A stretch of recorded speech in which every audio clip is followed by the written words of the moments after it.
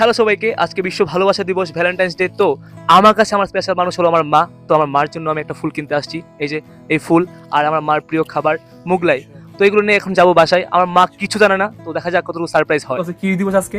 ভালোবাসা দিবস। তো তুমি কি চাও আমার থেকে আজকের দিনে? আমার পুতের ছেলের কাছে আমি আশা ভরসা ভালোবাসা চাই।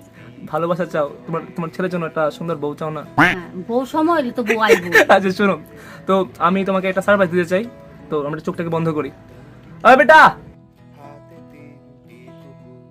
ও, এই যে নাও ফুল, আর এই যে তোমার প্রিয় খাবার মুগলাই।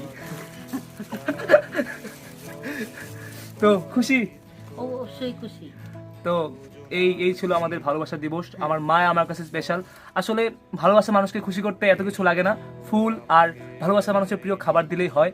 তো সেটা মা কিংবা প্রেমিকা যেই হোক। তো এই আর কি, সবাইকে ভালোবাসা দিবসের শুভেচ্ছা।